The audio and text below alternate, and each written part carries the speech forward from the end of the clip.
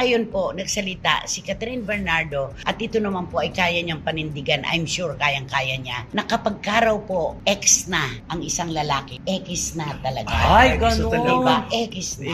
Ay, so talagang itong pag-iintindihin mo ito, talagang wala nang balikang magagawa. At wala nang pag-asa si Daniel kung siya man ay naghahangad na magkabalikan sila ni Catherine. Ay, nakakalungkot ng bonggang-bongga yan, ha? Ano punto mo? Ay, siyempre, iba na pag sinabi, talagang ikis na, talagang burado ka na, pati sa isipan. Oo. At siguro naman po ay dumating si Catherine sa isang punto ng buhay niya na bago siya nagsalita ng X, binalanse muna niya yan. Opo, at naranasan niya ang mga, siguro sa relasyon niyang ito, una pa lang to, pero naranasan niya lahat ng emosyon. Oo. Di nga ba yung sinasabi ng marami sa atin na kabantay, hindi siya binigyan ng freedom, parang wala siyang karapatang magdesisyon para sa sarili niya, parang ganon. Kasama na yon. At yung issue ng merong iba, samantalang nandyan na si Catherine, hindi po namin masasabi ng 100% kung sino-sino.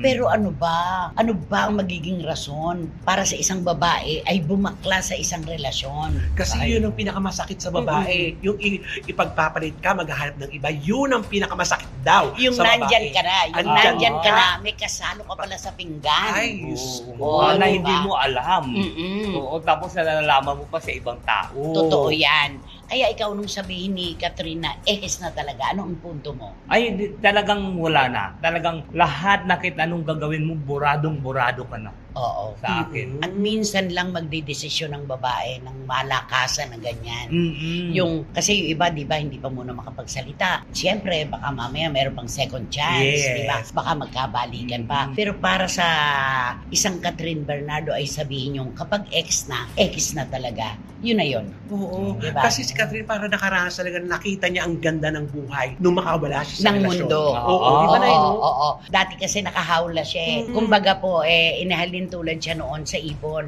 na nasa hawla. Nung siya ay lumabas sa hawla, nakita po niya nung liparin niya, napakaganda pala ng mundo. Yes. Na matagal niya Oo, pong nga. hindi nakita.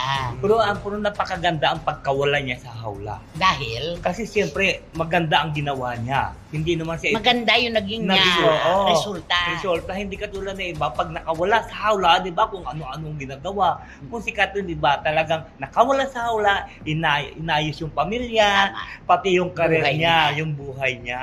Tama naman yun. At diba? saka nung nakawala sa Positibo. hawla, lumipad ng napakataas. Oo, para Ah. siyang agila. Yes, Diba? yun yun eh. Para siyang agila, pinakamataas ang lipad ng agila, di ba? Kaya nga, di ba, pinagkukumpara yung mga parot at saka ang agila. Ang parot, madaldal, salita ng salita, pero mababa lang ang paglipad. Pero ang agila, hindi dumadaldal, hindi nag-iingay, pero kapag lumipad, mataas na Matayo, mataas. boy. Kaya be an eagle, Ay, don't be a parrot. Ay. Kasabihan yan, di ba? OG Diaz sinagot ang tanong na ito ng mga netizens hinggil sa rumor na di umano nanliligaw si Dominic sa aktres na si Catherine Bernardo. Malapit na magkaibigan lamang umano ang dalawa at walang anumang namamagitan na higit pa roon. Ganun pa man, nais umano hintayin ni OG na mismong si Dominic ang magsalita hinggil sa issue.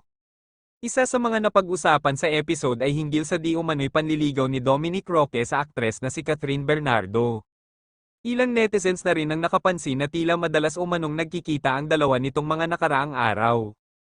Ayon kay OG, matalik lang na magkaibigan ang dalawa, marahil nami-misinterpret lamang umano ng mga tao ang closeness nina Dominic at Kat.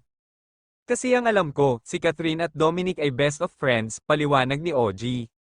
Ayon pa kay OG, magkagalit si Dominic at si Daniel kaya nga noong mga nakaraang buwan bago naudlot ang kasal ng Bea Dom, hayagang binanggit ng model actor na tanging si Catherine lang ang imbitado sa kasal, kanselado. Dahil nga, ang alam ko lang ha, at hindi naman ito confirm, at may nakapagparating lang naman, parang ang nakarating sa akin na, nasubukan itong loyalty nitong si Dominic, oo, na ang loyalty ni Dominic ay na kay Catherine hindi kay DJ, paliwanag ni OG.